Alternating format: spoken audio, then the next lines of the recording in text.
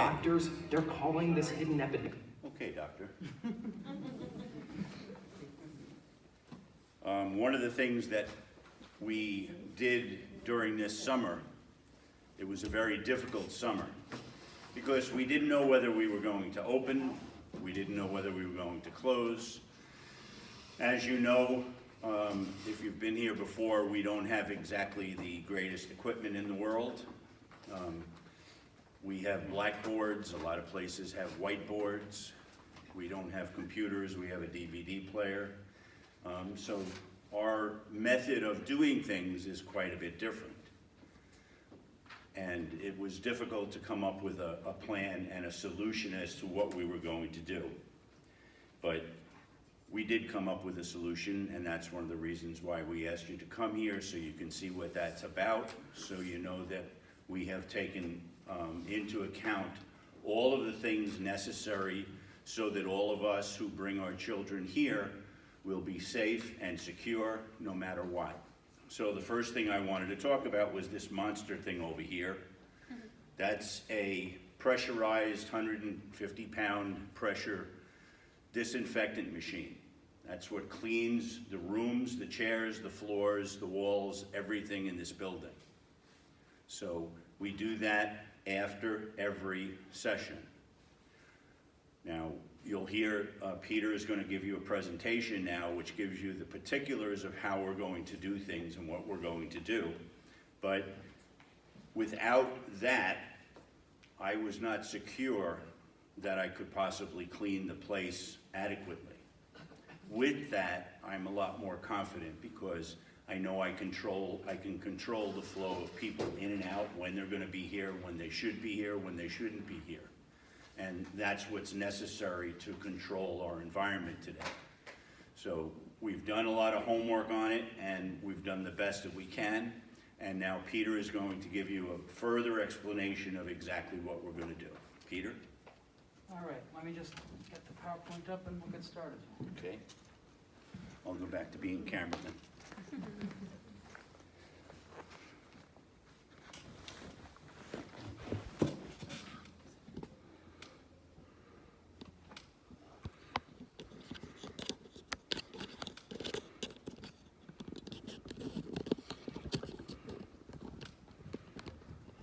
All right, can you hear me in the back all right?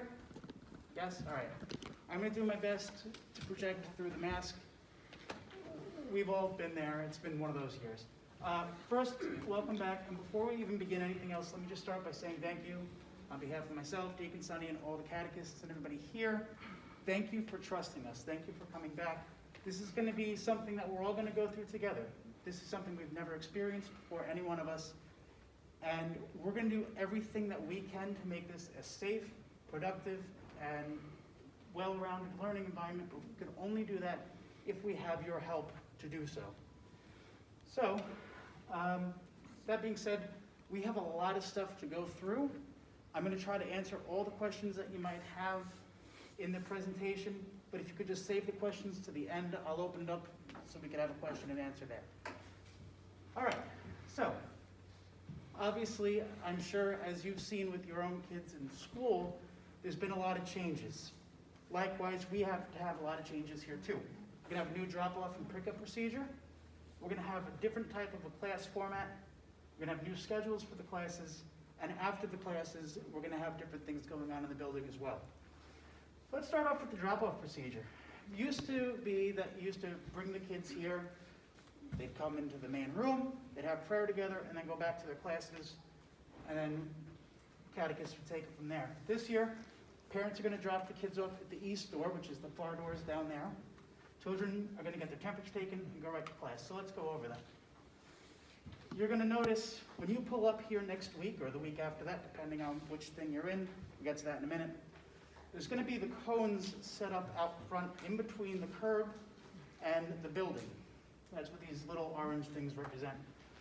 You're going to be driving in between the cones and the curb until you get to the front, at which point you'll find a stop sign and you'll see one of us, either myself, Deacon, one of the security people, helping out.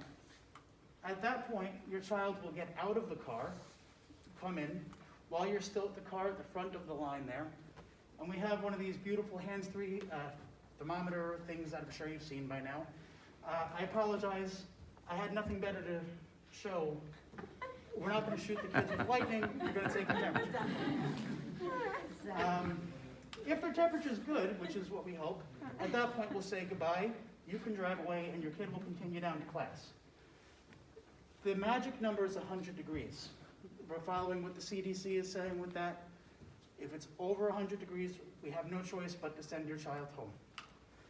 And if that's the case, like I said, we'll be sending your child home.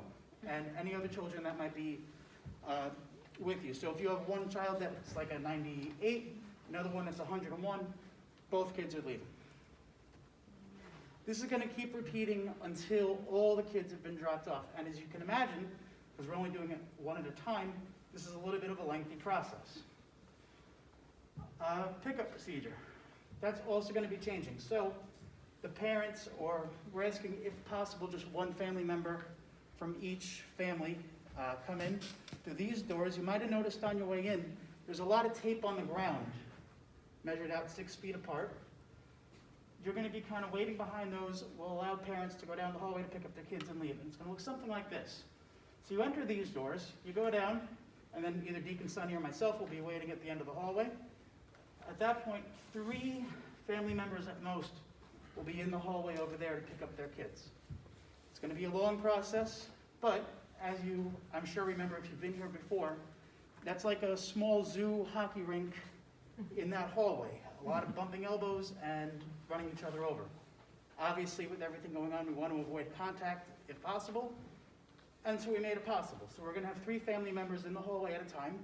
As soon as one leaves the hallway, another one could go down, and we're going to keep repeating the process until every child has been picked up and is out of the building. So what else has changed?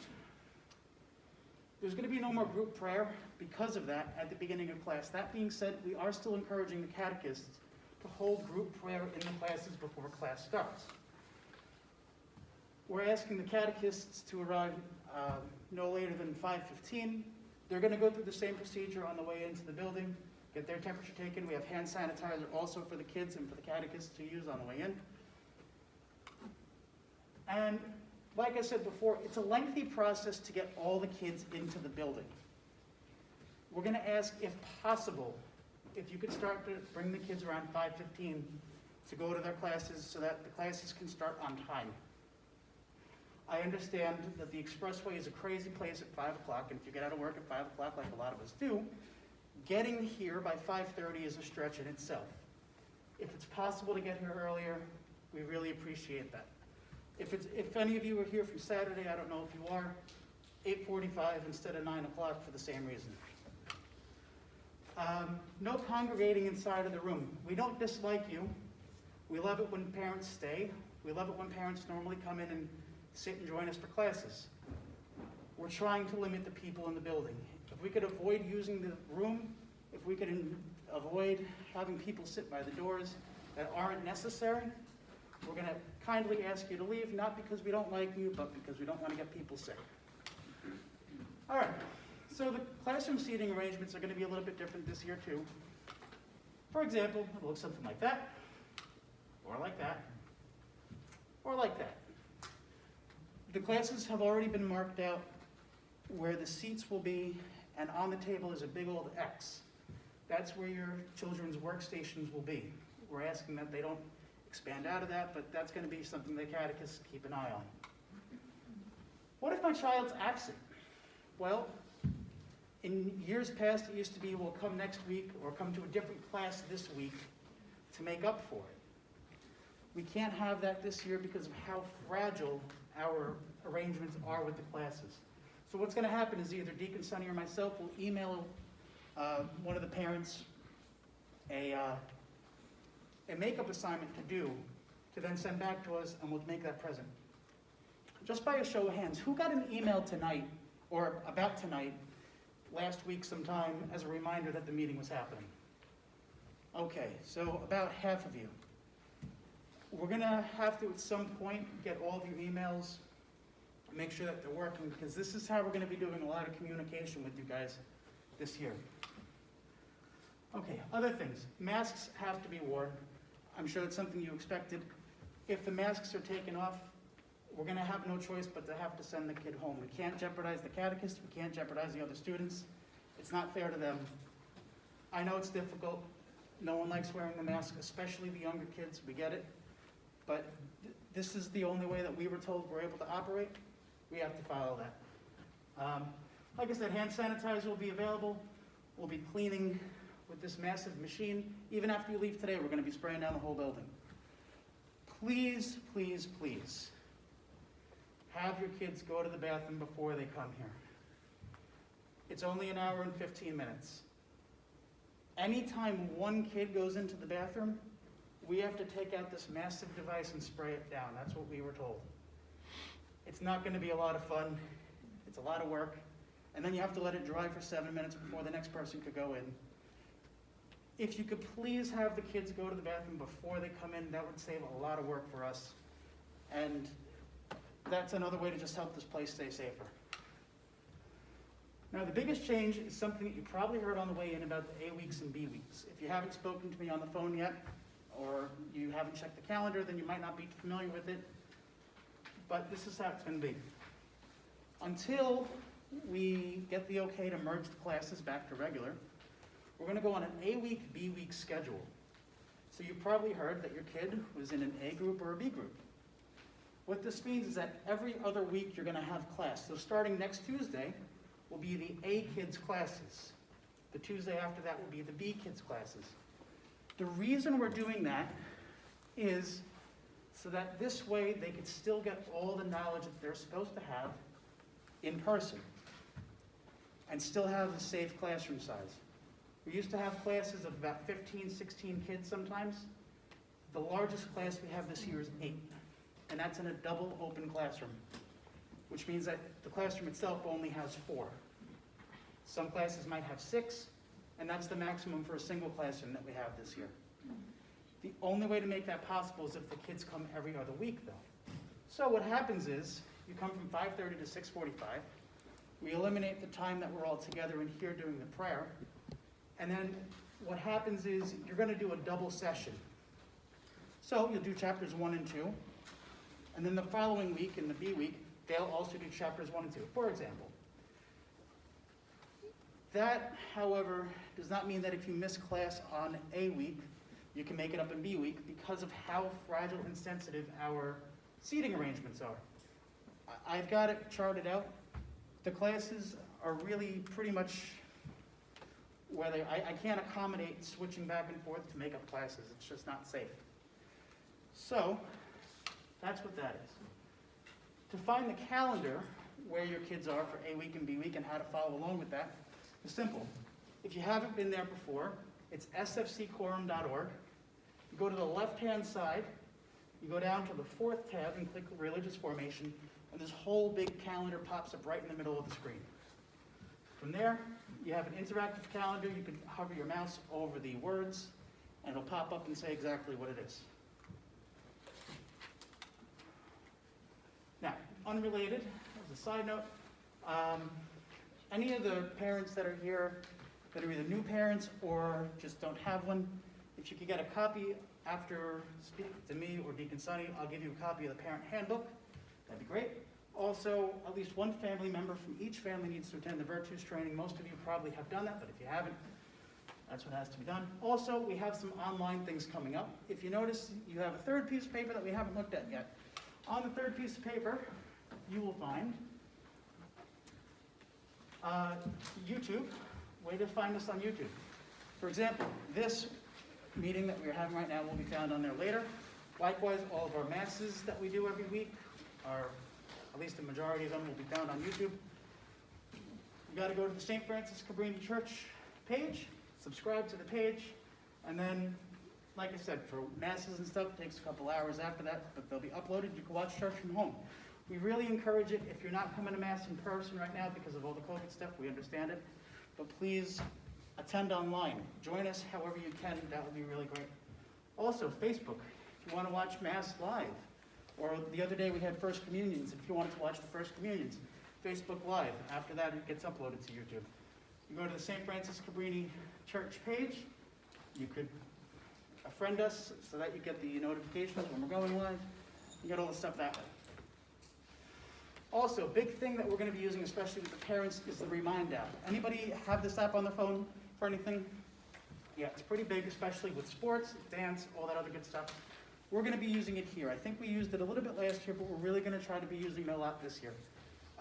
All the steps are specifically on the paper in front of you. If you want to read it up here, you can. And the codes are at the bottom of the page. The codes are new from last year. So the Monday code is a new code, the Tuesday code is a new code, so you're gonna have to redo that. But we're gonna try to make it as interactive as possible this year for you guys and really be on top of it for things that are changing. All right, at this point, I'm sure you have questions. I'd like to field whatever questions I can. Anybody? Wow.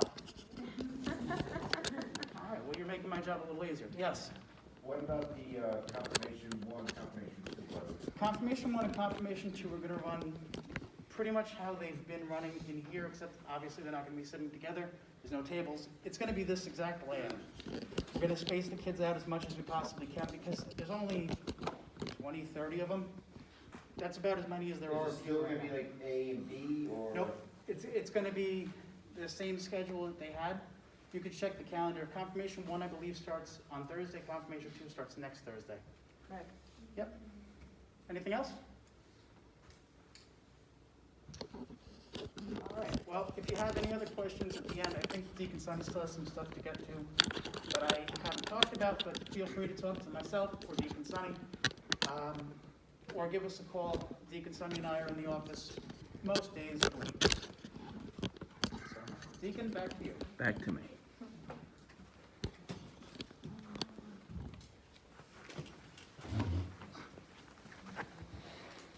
Okay, if you take a closer look at that paper, which is the one that has the YouTube on it, okay?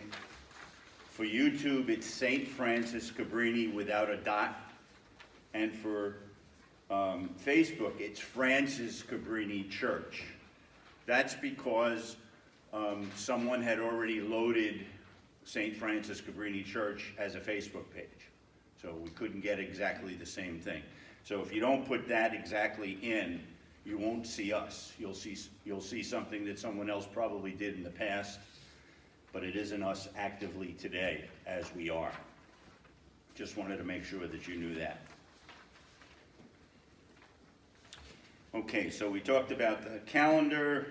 We talked about all of, basically what we're going to try to do is every day that the catechists teach, they'll be informing us what exactly they cover. So, for example, you're on an A day, you don't bring your child in. The next day, you're going to get an email from us which says, this is what to cover in the book and online with a specific directive as to where to go online. So, you will have the information if you miss a class. When you go through that information and you've done it, the absence turns to a present, okay? So as Peter said, we can't have you coming to extra sessions, but at least we can show you where to go on the internet to follow the same information that was taught in the class. So that's hopefully going to keep everybody on the same page. A and B will be, whatever the catechists teach, they're teaching exactly the same thing on the B night after they teach it on the A night. So none of the children get anything different this year, okay? So we're all following on the same page. Any other questions? Do they need to bring notebooks and, You're going to get pencils and- supplies. They're gonna get their usual book, so they should bring something to write with, but other than that, we still allow them to bring water bottles in, but if they bring anything in, they have to take it home with them. Just like today, when you leave, take the papers home with you. Yep, take it all home with you. If you want to throw it away, that's fine with me, but it's another way to stay safe. We're trying not to reuse anything, because that's what COVID is about. Any other questions? One thing, Deacon, I'd like to add, Yeah, I go forgot to mention this before. We're hopeful that we can merge the classes back and it's not like this all year. That really depends on our surrounding environment and everything that we don't control. If the school districts all around us go back to normal, we'll probably do that. We're hopeful that it will, and if you look on the calendar and move forward to January, you'll see that we haven't actually, by the end of January, split everything up A and B. There's a good chance that we will be like that A and B for the whole year. If that is the case, we only see your kids 13 times this year. 13 classes that we get to see them for an hour and 15 minutes. That's a small amount of time. So we're really, really encouraging, if you could avoid being absent. Obviously, look, if you're sick, please stay home. But if it's because of other reasons, we're really trying to encourage you to come in person, because every time that you're not here is 2 weeks basically that you're missing. And it's not the same making it up. You can make it up online, but it's not equal. We only see your kids, like I said, 13 times. That's like nothing, you know? That's less than 2 weeks if you had the class every day. So that's all I had to add there. Okay, and on the calendar also are parent meetings. Some of them are going to wind up to be Zoom meetings. So again, it's important that you give us your email addresses. If you haven't received emails from us over the summer, we've been contacting families 3 ways. Emails, by phone, or by actually mailing a piece of mail to them. As of right now, only 250 families out of 375 are registered. It's the lowest registration we've ever had. Wow. So if you know a neighbor or somebody who's wondering what's going on, you now know the whole story of what we're doing here. You can let them know, they can call, they can register, we can fit them in. They may not get into where they think they're going to get in, but we can fit them in. There's still some room. Not a lot of room, but I wanted to, that's one of the reasons we asked all parents to come to these 3 meetings that we're having. And eventually this will go out to all the parents who are registered who did not come. They're going to be required to watch it before they come in. Any other questions? Okay, you want to roll that last one?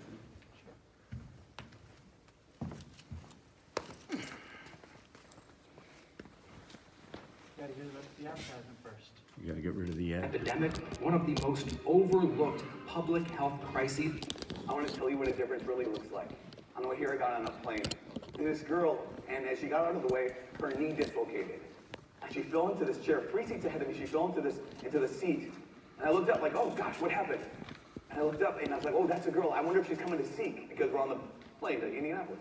And then I saw, some flight attendants come to her, and I saw the woman right in front of her, like, okay, right here. And okay, she looks like she's taken care of. And then at one point, she looked back.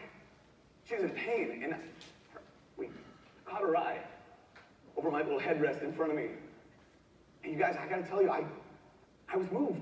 I was like, oh my gosh, But it looks like looks like she's being taken care of. And then again, she looked back. Okay, I looked back down. Okay, she's good. She got escorted off the plane. I have not stopped thinking about her this whole week. If I look tired, it's because I couldn't sleep last night. Because that girl on the plane, her name is Lucy. Lucy emailed me. She said, Father Mike, I was on my way to Seek on your flight, so excited. I saw you were on my plane. I listened to the podcast, listened to the videos and stuff, and I was so excited. And I dislocated my kneecap, and all this stuff happened, and some people were so generous, they came to help me out. And I looked back. You looked up, but you didn't come up.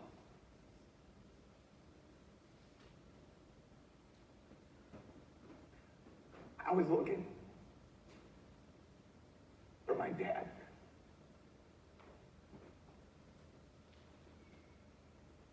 Sorry about the seepage.